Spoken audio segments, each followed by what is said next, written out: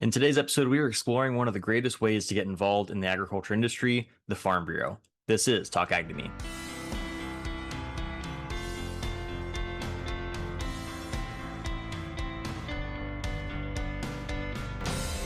Hello and welcome to Talk Ag to Me, the podcast dedicated to improving ag literacy around the globe.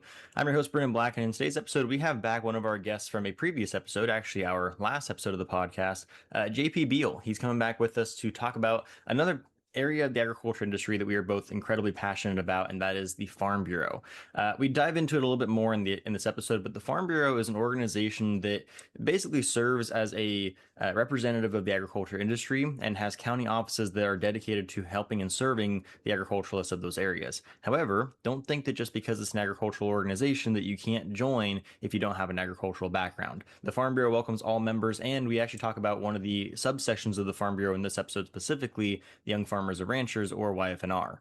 A lot of the different topics we talk about in this episode focus on how to join Farm Bureau, what YF&R looks like, and one of the competitions that YF&R hosts, Discussion Meet, which is actually how JP and I met in the first place. It's a really cool opportunity for you guys to get more involved, and I know that many of the people who watch this podcast have an interest or curiosity about agriculture and maybe want to get more involved but don't quite know how to. This could be a good gateway for you to get into this organization, and if you are interested in that sort of thing and want more information, feel free to reach out to me, to JP, or the Farm Bureau themselves, and we'd be more than happy to help you find a way to get involved in this organization and in the agricultural industry as a whole. But besides all that, we're going to get straight into the episode. So before I pass the torch on to JP, just remember, as always, make sure you do all the things, the like, comment, subscribe, share, do everything that you would normally do. And as we always say on this podcast, don't just share it with your online friends and family, share it with your offline ones too, around the dinner table or wherever you have those conversations. I hope you all enjoy, and hope to catch you in the next one. All right, so I am here once again with JP Beall. I think as of the time of this recording, this will be the first episode since our last episode to go up. So you're both our most recent guest and our next guest, so that's kind of exciting. Before we jump into anything, just in case anyone didn't listen to our Citrus 101 episode, could you mind introducing yourself and talking a little bit about your platform and everything you do? Absolutely. And thank you for having me, Brendan. It's awesome to be on Talk Ag to Me and again. And a bit about me. My business, Old California Botanicals, makes what we call in agriculture value add agriculture products. That is, things that are made from the wonderful things that grow here in California. We work with over 20 different types of agricultural crops and botanical commodities here in California. So that includes some California natives that are also cultivated on an agricultural basis, but and we produce personal care, kitchen, and home goods from those. So we make lip balms, fragrances, we have a sourdough starter, and then we also have a line of marmalades, soaps, all sorts of different things. And we're very excited. We had some exciting news to share. We won 8 medals at the World Marmalade Awards, which is in the UK. We competed blind against 3,400 jars from near 40 countries, judged by professionals from Fortnum and Mason and Harrods, and every jar we submitted medaled. And we love the symbolism of the fact that our California Navel Orange Marmalade won silver. That was our leader. And what's special about our marmalades is actually each of them contain unusual flavor notes. Anything from papaya to honey to blackberry to maraschino cherry to allspice. Each have their own flavor notes, like coffee or chocolate. And that's a consequence of the awesome microclimates we work with, our particular methods for working with the citrus trees, and the result is entirely unique and uniquely Californian. So we actually just went to the UK to collect the awards, which was a lot of fun. That's awesome. Yeah, no, congratulations on your victory. That's pretty incredible. Thank you. Yeah, I actually was gonna, if you didn't mention it there, I was gonna ask how everything went, but it sounds like you did California proud and you showed up and definitely took away the contest. That's awesome. Well, I hope so. I was certainly the only American there. I have big aspirations, though, for the American presence there at this competition because, I mean, naturally, the home court advantage. There were a lot of Brits, but and Europeans, but delegations came from Taiwan and Japan. In past years, the Japanese ambassador has attended the World Marmalade Awards, and there was the individual handing out the prizes, the High Sheriff of Cumbria, their county is Cumbria. It's up in the far northwest of England. Okay. And she calls it marmalade diplomacy. And I really kind of like that. So there's negotiations happening or discussions happening about how to facilitate trade in citrus and citrus products in the UK and in other parts of the world that happen there. This year, the Spanish ambassador was there facilitating, having conversations about the trade of Seville oranges from Spain to the UK. And one of these days, I hope the US will send diplomatic representation to this event as well. I think it's well worth doing, certainly to support our American farmers. Yeah, absolutely. No, that's awesome. For anyone who didn't catch our last episode together, we did a whole Citrus 101 episode where we talked about the citrus industry as a whole. One of the things we talked about in that episode that I think is truly reflected here is just how powerful our California citrus industry is, and not just citrus, but all of our fruit industries in California. And I think that having an event like that, where the only Americans there are from our great Golden State here, is kind of a cool opportunity. And you were able to to kind of be hopefully the pioneer of this potential opportunity for future California farmers to get involved in, or just American farmers in general. So hopefully, yeah, hopefully you're right that we continue with that tradition. Certainly. Thank you. I certainly hope so. Yeah, no, that's cool. But like I said, we spent a good hour and a half, 2 hours. I don't remember how long it was now. Last time talking about the citrus industry, it was a while, but it was a good talk. Feels like This we've been time, talking all the way up until the moment we started this one. I think that's how most of our conversations tend to go. We kind of just pick right up where we left off, so which is it's a good feeling. For sure, for sure. But in this episode, we're actually going to shift gears a little bit away from the citrus industry and focus more on a organization that we are both active members of, and that would be the California Farm Bureau.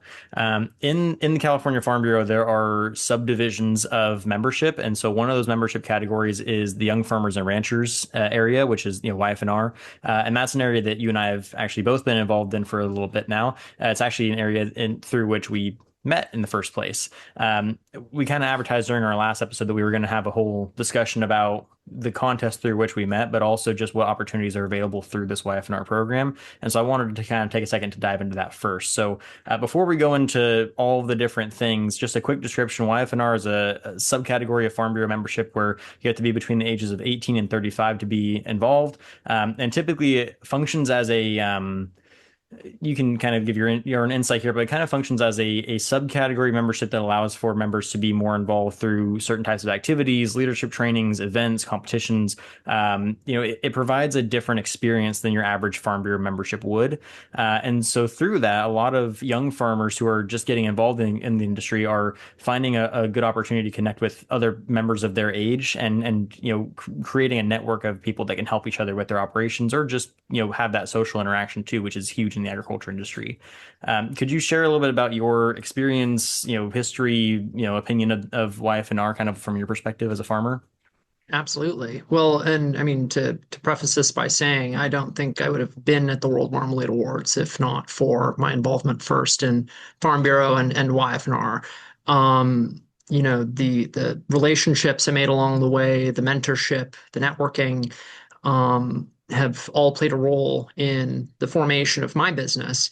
And, for those of you out there who are turning over whether or not you'd like to be in agriculture and you don't really know quite where you want to fit just yet, or, you maybe own a small bit of property. I'm down in Metro LA. Those large agricultural blocks are getting fewer and further between. And, if you're someone our age, how do you start in agriculture? You may not have the luxury of being able to work with a 10-acre citrus grove or 500 acres of rice up in Yuba Sutter, but you can get to that point if that's what you want. Or you can figure out, dense agricultural practices with urban farming, all sorts of different things. So, I mean, I come from San Bernardino County. Our young farmers and ranchers here work sort of in a co-op with Riverside County. We call ourselves the YF&R of the Inland Empire. And then we're, I guess you could say, sort of a motley little pirate ship of folks from other counties as well. We have people from LA and from North County, San Diego, and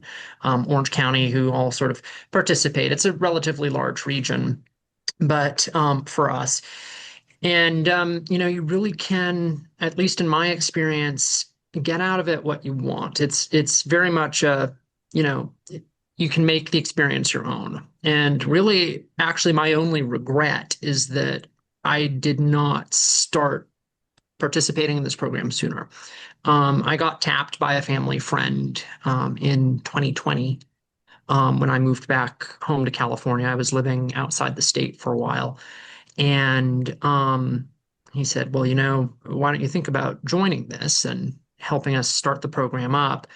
And the rest is history, as they say. So I mean, it's effectively our junior board, our young professionals group. And in our particular counties, it functions a little bit like the social committee too. So I mean, when we put on events, yes, members are preferred.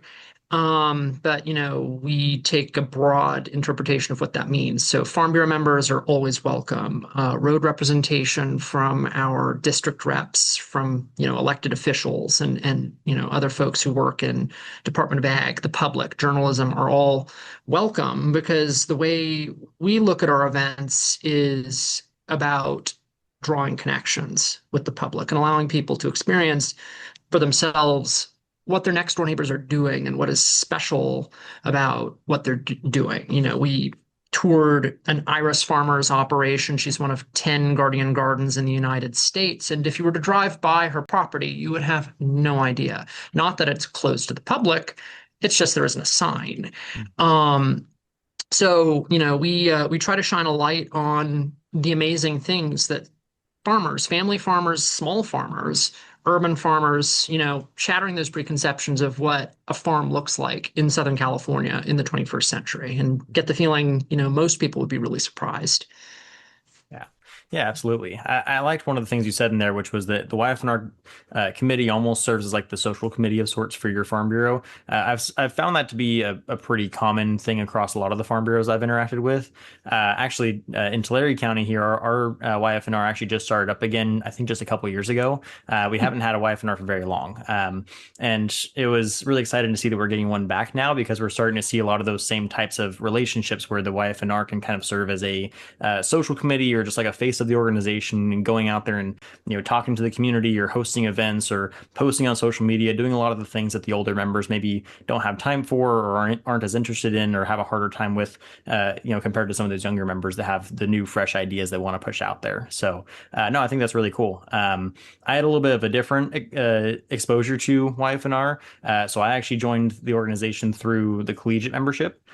So if you don't know, if you are a college student, you actually get a discounted price on your Farm Bureau membership. And if you are not involved in Farm Bureau as a college member, you really have no reason not to be, as long as you're able to afford a very cheap monthly membership because of all the networking and social benefits that come with being a Farm Bureau member at a college level is just so useful for college folks trying to get their foot in the door in the agricultural space, whether that be as a operation owner, as a farmer themselves, or as somebody just trying to get into an agribusiness type sphere.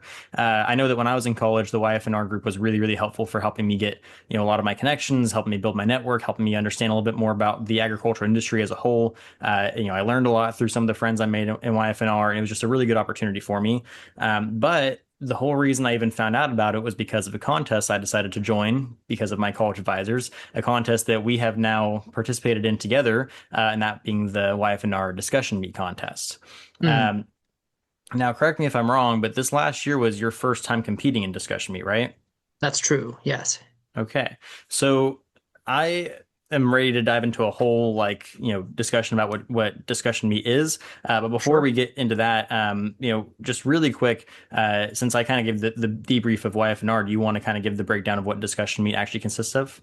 Absolutely. So, um, it's the most non-debate debate competition you could imagine. Would you say that's fair, Brendan? I would agree. Yeah. Yeah.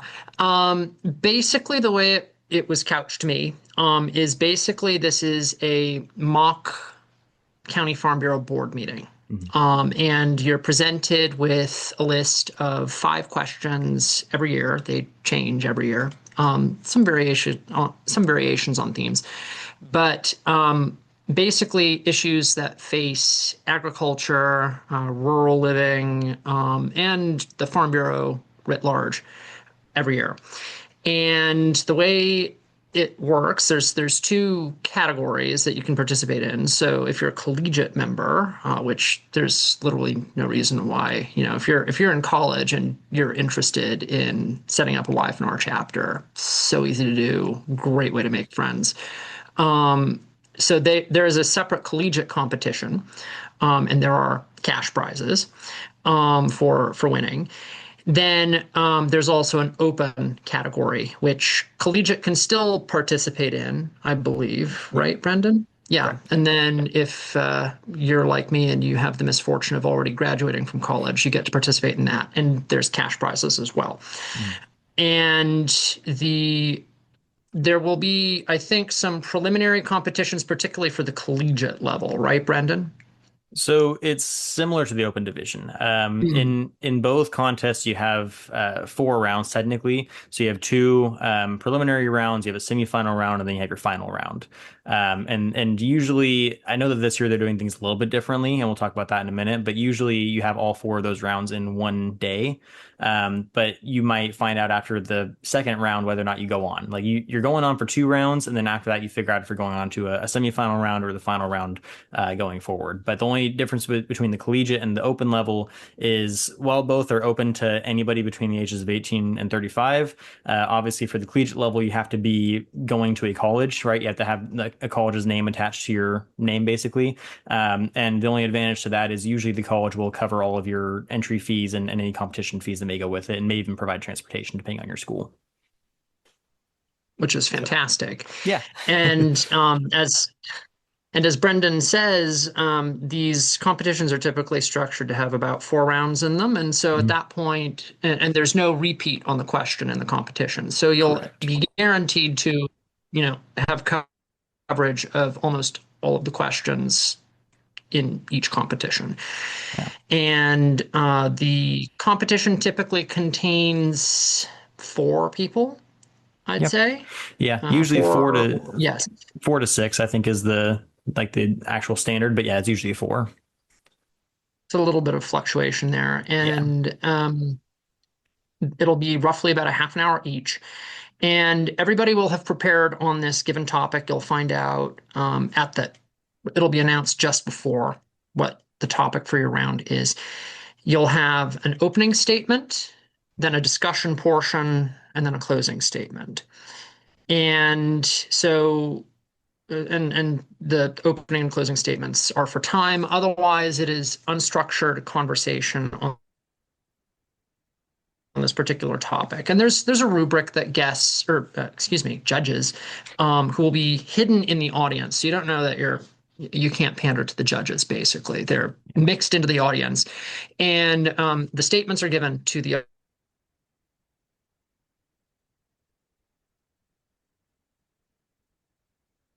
So if you have a lot to say, that's on you. If you don't have a lot to say, that is also on you. But there's different ways that you can participate in this competition.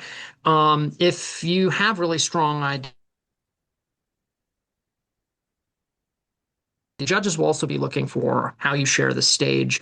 Are you asking questions? Are you helping to develop consensus? So this isn't quite, a for and an against topic, and I'm right, you're wrong, and here's why. You're looking to discuss the problem itself, dissect it, sort of pick it apart, and then help with other people build a consensus and develop a plan and action. And what's really cool about this program is that the Farm Bureau is actually listening. So, at the risk of thinking, oh, well, it's just a junior board, whatever, there's a great deal of responsibility that the Farm Bureau gives to the young professionals that participate in YF&R and in discussion meet, because this is basically sort of a think tank program for them to think about the issues that are confronting the organization. And they've actually made policy decisions and, structural decisions based upon what they've heard in these competitions, which is super cool. Yeah, no, absolutely. And you highlighted some of the best parts about the contest, in my opinion, which are that, while this is a contest, it is very real. The conversations being had are real, the ideas being shared are real, and the Farm Bureau does take them seriously. You mentioned a couple things in there that I wanted to highlight. So, we're presented with 5 questions, usually like several months ahead of the contest. So we have time to prepare and research and do all of our work to get those things, ready for us. And depending on, your resources and your network and everything, more often than not, you'll have Farm Bureau members who are willing to help you prepare as well. I know at least with my research, I usually reach out to my local, executive directors. I reach out to my local YF&R members and say, hey, I'm competing in a discussion. What can you guys tell me about this topic? Because I have no idea where to even start with it. And usually they'll give you some good insight and you can do some research to back up some of their claims and you create a pretty strong argument for yourself. But also, like you said, this is supposed to mimic a committee meeting, right? So you're not there trying to be the most right person in the room. You're not trying to shut anybody else down. You get points off of collaboration just as much as you get points off of having good answers, right? So you can't just bully everyone else at the table and expect to win. You have to be a team player. You have to get everyone on the same board. And maybe you all, are trying to compete for who is the best at doing that. But if you are too aggressive or not aggressive enough, or if you bring in your points in at just the wrong time, you can really shoot yourself in the foot that way. So it really pays to be collaborative and, responsive to other people's ideas and to listen to other people's ideas. And these are all things that are useful if you actually do end up, running into a committee meeting, because you have to know how to get everyone else on your side, not just have the right answers, right? 100%. It's a great practice. And really, actually, you can lose points. You can be Mhm. docked points for being aggressive or being perceived as aggressive. Yeah. That line is subjective. And so you can lose points for being combative and aggressive, for interrupting people, for talking over people.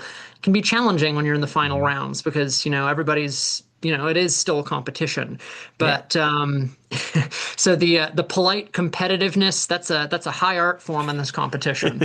It is. It truly is a delicate practice because everything. Especially, I know that we've talked before about FFA experience and how you didn't have the pleasure of getting to join an FFA chapter, but a lot of the YF&R members I've talked to that are going through this contest at some point were FFA members, and we're trained in the FFA through our competitive speaking teams that you want to be a little aggressive, right? You want to come out there, you want to come out swinging. You want to say this is the right answer. This is how we're going to address this problem. Everything needs to be this way, and you can't do that at this table, right? But if you're too passive, right, you get stepped on. You don't get your ideas out there. People don't listen to you. You have to have a little bit of a push, but being considerate of others around you is just as important as that push itself. And that can be really difficult to figure out where that line is. And like you said, it depends on the judge. Different judges and different audience members are going to perceive you differently. And sometimes it may not be that your approach was necessarily a bad one. It just might not be the approach that they were looking for that day compared to your other table mates, which can be tricky too. Absolutely. And research on your contestants happens from time to time. So I went into a round, you might have actually been in this round, where someone turns to me and is like, I understand you do this professionally, and this has an impact on my county. And so, people really get into it. It's a Hmm. lot of fun. But that I think what makes this such a really cool program about or to participate in California in particular is just how different the different counties' agricultural experiences are. Yeah. And so it can really force you to broaden your mindset. Hmm. There's each of us counties have our own particular issues and flavors of issues that impact us. But I think you'll find that, as Brendan said, getting out and talking to people, and, I tried really hard to talk to people from other counties or talk to people up at the State Farm Bureau level about, Hmm. particularly the items that impacted, say, like membership benefits. That was one of our questions. And then as I prepared for the national competition, I had the luck to be the state champion last year. Um, I did everything I could to talk to farmers in different states because California is very different from the rest of the country in its agricultural experience as well. And you'll find Hmm. that there's a lot of commonalities that you can speak to that all really sort of begin to unify these questions. And so there's 40 states that work from these questions, the exact same questions every year. So you have to think about it this way. Like at the state level, you have to be able to speak with a state voice. Hmm. And you may be able to draw on your county experience. People love anecdotes in this competition.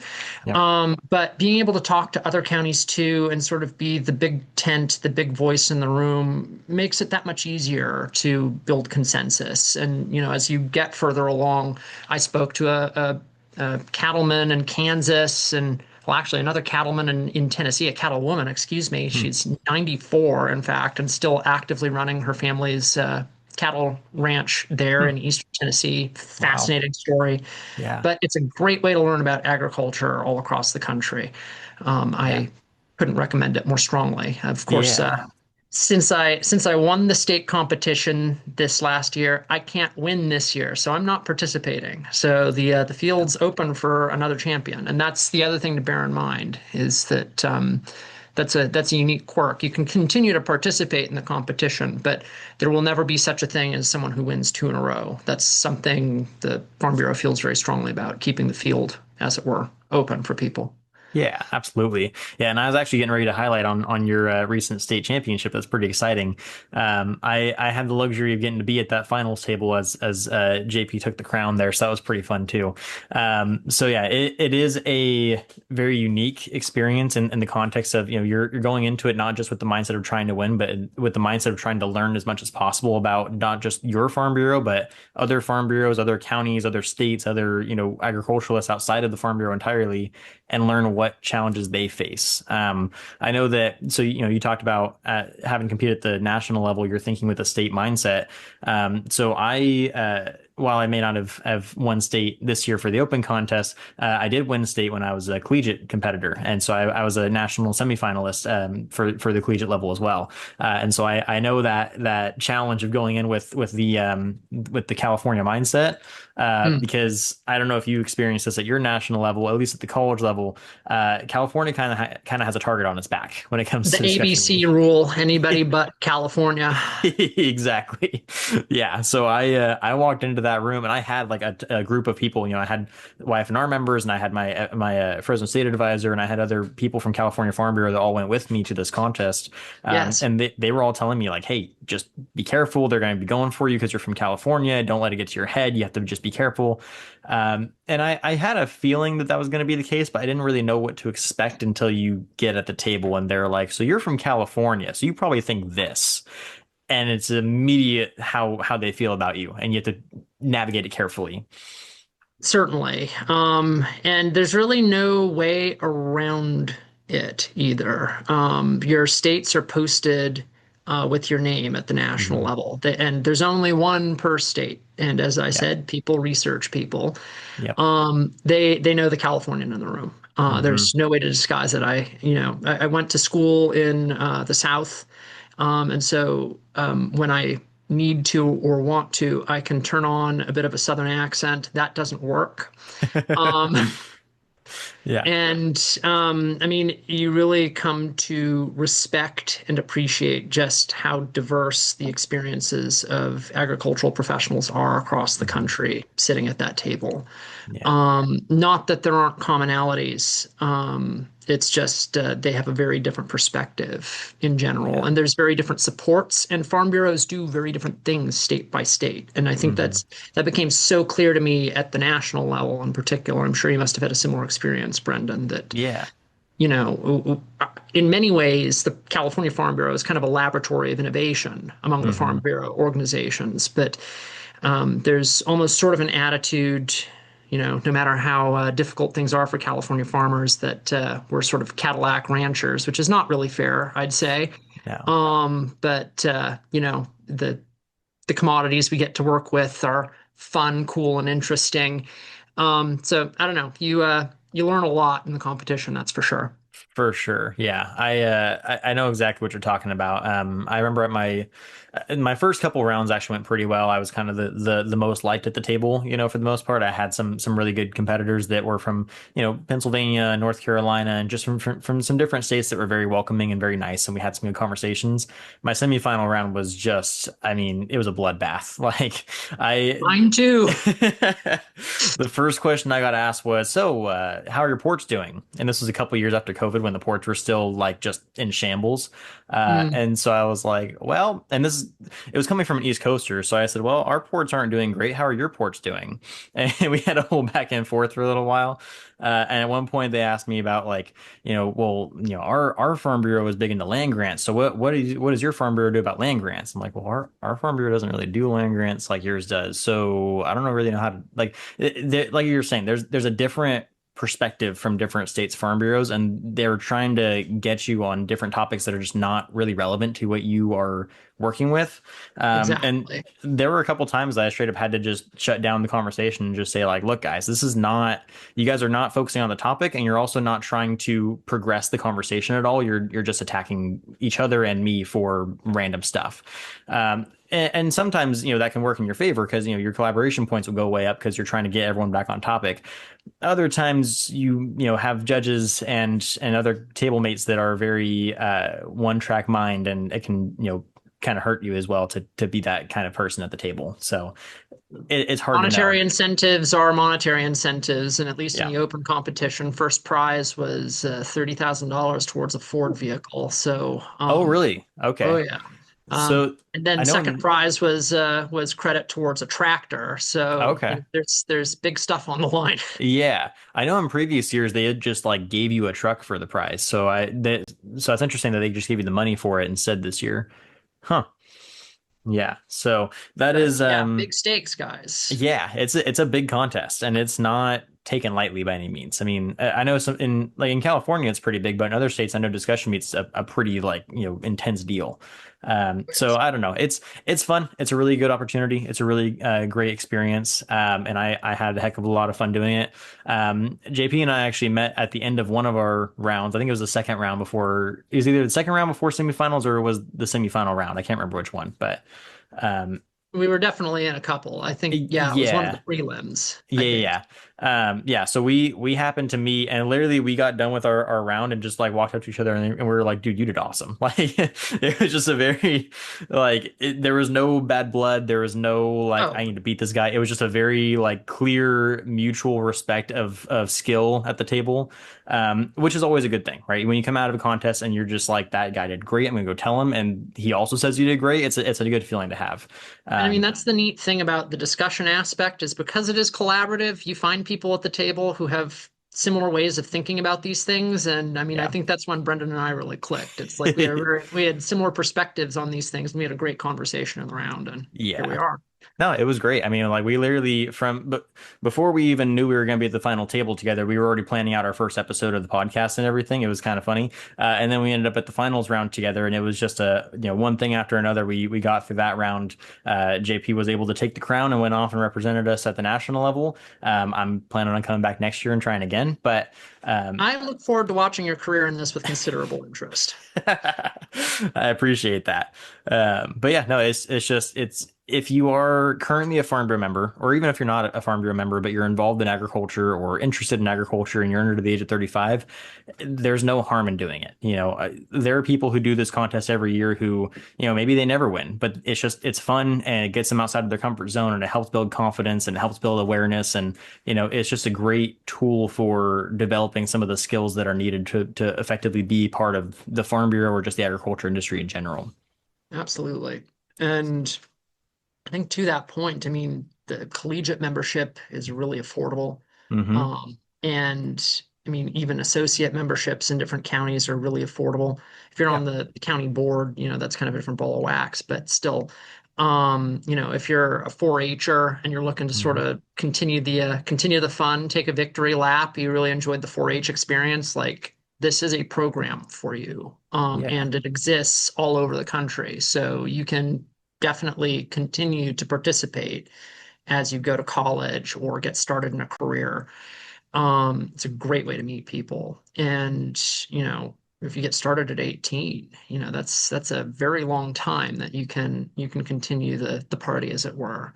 Yeah. But if you come from a more urban part of California, there wasn't an FFA chapter in Redlands, and there is a 4-H, but it was at a different school. Hmm. And so I never had the opportunity to go through that. So I mean, if you're listening and you haven't been through the program and you think, oh gee whiz, maybe that disqualifies me, like no, no way. It's a great way to meet people. People are not closed off about that at all. And I mean, if you just have a passion for gardening, or you enjoy going to farmers markets and you want to support your local farming industry because you can't imagine life without being able to eat local produce, it's a great way to meet the people who are producing them, learn something from them if you like. Go have fun with them at happy hours or go tour farms that normally may not be open for tour. Um, it's definitely become sort of the center of my social life here at home. And so I can't recommend the experience more strongly. Yeah, you highlighted a really great point there. We often advertise Farm Bureau memberships and YF&R memberships as a means for young agriculturalists to get more involved in the industry. But it's a great opportunity for people who aren't even involved in agriculture, but are just curious about it, want to learn more, want to develop more relationships in that sphere, or maybe want to get into agriculture but don't really have an outlet for it. Like you said, not everyone goes through an FFA or a 4-H program, and not everyone gets to grow up around agriculture. So it sometimes is a good door for people to get into the industry. And yeah, you might have some challenges that others won't because you don't have that experience that a lot of them are going to have. But you'd be surprised by how many people in the organization are just excited that you're there, and just want to get you more involved. And I think Um, what's really neat about the industry is like I went to school to go do something else professionally. And that profession tends to have a stereotype for being pretty brusque. And it's an industry. I think I would just say that, coming from another industry, I was not maybe entirely prepared to realize just how open people in the agricultural industry are. So if you are thinking about, maybe there's an itch, like you'd like to start a farm of your own, or, maybe you have a passion for ag management or for some, you know, affiliated career path in the industry, or you support other people in the industry. I think one of the most remarkable things about Farm Bureau and about the agricultural industry is just how willing and open people are to sit with you and think and talk about ideas.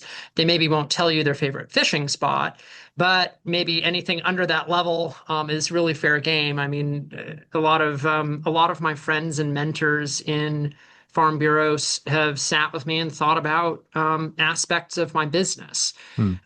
Ag processing is such an important part of the agricultural industry, and that's sort of a void that my particular business seeks to fill. So, all that is to say is if you're curious, maybe you're interested in finding a way that you fit into the picture, or maybe you're just passionate, there's a spot for you. And, you know, you don't necessarily have to own the farm to be a member either. And I think Mhm. that's something I've encountered in conversations with folks. Maybe they're an ag professional that don't own property. I mean, the kid I was competing against from Kentucky in the national competition is a cattleman who owns no property. He only has the cows, and he goes and he takes them and grazes them on temporary access to different properties. Huh. So, I mean, like, I think in California, there's this notion that farming is a real estate business, and to a certain degree, it is. But it is also a behavior, Mhm. and that has no bearing whatsoever on how many acres of property you have. So, if you are engaged in irrigation design or in spraying, you might think, oh, well, Farm Bureau, that's just for the property owners. I can assure you, I do not own commercial property. There is a place for you because if you think about it, it's really about job security at the end of the day. Mhm. If you enjoy doing what you do and you enjoy having an ag industry around you and you want to see it survive through your career and into your children and grandchildren's career, this, wonderful thing that California really distinguishes itself in, then by participating in this membership goes to support lobbying personnel up at the state that go and manage the difficult conversations. They listen to you. If you've ever got a problem, I've found them to be nothing if not open to having those conversations and hearing about what's the matter and seeing about what ways they can offer support at the state the national or the local levels. Because really, as a farmer, you're sensitive to policy at each of these levels. And so, I mean, at that point, even if you enjoy going to the farmer's market and you'll never touch a trowel in your life, um, you know, by belonging to the Farm Bureau, you're enabling people to have these conversations, to stand up for small family farms all across the state and keep them alive and thriving. And that, ladies and gentlemen, is why he won state discussion meet. Uh, Well, no, and you could very easily say the same, and that's why you went to nationals yourself in collegiate. We're yeah, we're no, articulate, you and I. it's absolutely true though. I mean that is the benefit to the Farm Bureau is it's a community of people who want to support agriculture, regardless of your background in it. I mean, I'm a Farm Bureau member, and I've never once owned property or even I've owned livestock for FFA projects, but I've never owned commercial livestock of any kind. Like I'm an ag teacher. My role in the Farm Bureau is probably as negligible as any, but I believe in the vision of the Farm Bureau. I would say Uh, ag education is anything but negligible. Um, Well, you're right about that, but I would say that the benefits of the Farm Bureau don't exactly lend themselves to my type of profession. Maybe that's the direction I'm looking at. But the goal of ag education and the goal of the Farm Bureau are one and the same, in that we want to see a future for agriculture. And to that point, like you were saying, people who maybe want to get involved in agriculture but don't have an outlet for it, this not only does it provide them the network of farmers they can go and talk to and the potential for farm tours and all those sorts of things, it kind of ties back to one of the questions that we actually had a discussion meet this last year, which was a lot of farmers are getting out of the business and don't have anyone to give their land to, don't have anyone to pass the property on to. They don't want to sell out, but they also don't want to let go because they don't know where it's going to go. Their kids don't want to take over. I can't tell you how many people I've had on this podcast that have no agricultural experience, but are, especially around the time COVID was going on, are really looking into getting into agriculture because it's such a different lifestyle than what they're currently living, and they want that lifestyle. I mean, the Farm Bureau has programs for that kind of stuff, for helping succession plans fall into place, and for helping farmers who want to get out give it to somebody who wants it and doesn't let it get eaten up by urban development. There are, programs out there for helping people who maybe want to get involved in agriculture from the leadership perspective, have that outlet, right? There, we talked a little bit about this earlier, but you kind of brought up the idea of the Farm Bureau mentorship program that's a part of the program as well. There's tons of leadership trainings. There's opportunities for collaboration across agricultural sectors and non-agricultural sectors. Like there's a countless number of ways for people to not just get involved, but also to become ag people, quote unquote, even if they are not people who are traditionally from agricultural backgrounds or who never maybe imagine that they would be involved in agriculture, but see themselves in a potential future role in that industry. Absolutely. And to that mentorship program, I mean, that's another benefit to young farmers and ranchers members that I think is really compelling. And I would encourage you to consider applying if you're already a member or if you're looking at becoming a YF&R member. I mean, come on, really, it's free advice. I ended up matching with, you end up filling out a short form about sort of where your interests are. And I was really interested in exploring the concept of building up acreage. And so that was the shape of my application last year. And so I was matched with a YF&R alum, who's now a fully fledged Farm Bureau member, who works for an ag credit in the Central Valley. And we had a great long conversation about my business and sort of what my plans and objectives were. And we had a great conversation about how to structure contracts, leases, be able to have those succession planning conversations with farmers. It's a touchy question, not for the reasons you might think. I mean, not solely for the reasons you might think, but and particularly in my area of the state, land use is kind of a problem for farmers. And so the conversation, the sentence about, a farmer wishing to pass property onto their children is, on the face of it, it's a laudable objective. It has an additional aspect to it when the local governments have decided that the farm that is a farm operating as a farm has been for 100 years is actually not a farm. It's actually warehouses and training. Mm. And so at that point that that property goes up for sale, that property is not priced as a farm. It is priced so that Jeff Bezos can buy it. And we all have Amazon habits, I suppose. But the that can be a real hurdle and an obstacle to young farmers who don't necessarily have property that they expect to inherit one day. Yeah. And it means that those farmers end up having to look other places. Traditionally, since the end of World War II, farmers that have sold property in Southern California have moved to the Central Valley. Mm. Visalia is populated with the next generations of Southern California citrus ranchers. Yep. But you've reached a point in the game where water and other resources are a constraint. And so if you do end up having to sell the farm, the chances of it being sold to another farmer are low. The Hmm. highest probability, with land use being the way it is, that it will continue as a farm as if you pass it on to a child or grandchild or, somehow that is passionate about farming. And Yeah. so you're relying on several chances, rolls of the dice, as it were, in Hmm. order to perpetuate farming into the future. And I mean, that's just not a sustainable solution. So, I mean, there's programs that we've talked about at YF&R that help connect people who wish to pass property on to passionate young farmers that they can become partners in the business and earn a stake that way. Mm.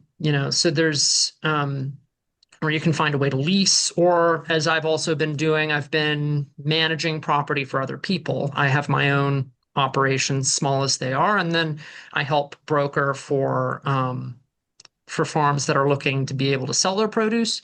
I also help them manage it or consult on different issues, work on some, grove restoration projects for nonprofits that have Mm. found themselves in ownership of farm property. And that farm operation actually helps those nonprofits achieve their goals. They're just not farmers first. And so it allows them to focus on what they do. So, all of that is to say it's sort of a random aside, but, you kind of have to think creatively a little bit in terms of getting property, but that mentorship, that advice through the mentorship program that the state offers, and just through your county organizations and YF&R, super helpful. Yeah.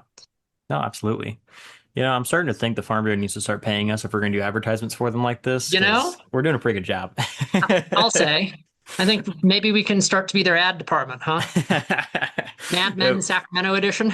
Yeah, you just start sending a letter up to the California Farm Bureau, be like, "Hey, we have your advertising team right here. Just start paying us, and we'll take care of it for you." But yeah, no, I think we hit on some really good things here. We're kind of hitting the end of my notes in terms of things to hit on, so I think we're kind of at a good point here. Unless you have anything else you want to throw in there about YF&R. Well, I mean, I think we've pretty much discussed just about everything. If you're interested in learning more about the program, there's information about Discussion Meet on the California Farm Bureau website. There's Yep. information about membership in YF&R and the Farm Bureau on the California Farm Bureau website. Hmm. I'd also encourage you to check out the state YF&R, California YF&R, and California Farm Bureau's Instagram page. Shameless plug. I'm on the state committee for YF&R, and I'm on the social media committee, so you might, encounter some things there. But great way to learn more about Discussion Meet, about the mentorship program, about YF&R, about Farm Bureau membership, and everything that they do. So if you're interested in enrolling in Discussion Meet here this year, I'm sure you can reach out to Brendan or myself or someone there at the State Farm Bureau would be happy to tell you more about how you can get involved. Yeah. It is worth mentioning discussion meet's going to be a little bit different this year. I don't know if you've seen the changes. So they're having their first three rounds in August in Sacramento, and then their final round will be at the annual meeting in December or January, whenever that's going to be. So they're actually splitting up the rounds this time as opposed to having them all in one day, which will be a little bit different, but I think it'll be an interesting change. So yeah, so if you're interested in signing up for farm or a discussion meet, by the time this episode goes live, it'll probably be about a month and a half or so away, hopefully, depending on editing and all that. But yeah, so discussion meet's coming up here pretty quick. I'm actually starting to prep for it. I'm starting to do my research and everything. I needed to kind of get through the end of the school year first, but that is kind of next on my agenda, start prepping for that. So that's exciting too. But yeah, hopefully we'll see you at the discussion meet contest and the annual meeting, and hopefully more YF&R and Farm Bureau stuff from there. I did want to mention, because I don't think we ever mentioned this, Farm Bureau itself is a paid membership, but the YF&R membership is not an additional cost, right? If you're a Farm Bureau member, you are automatically eligible for YF&R membership so long as you're between the ages of 18 and 35.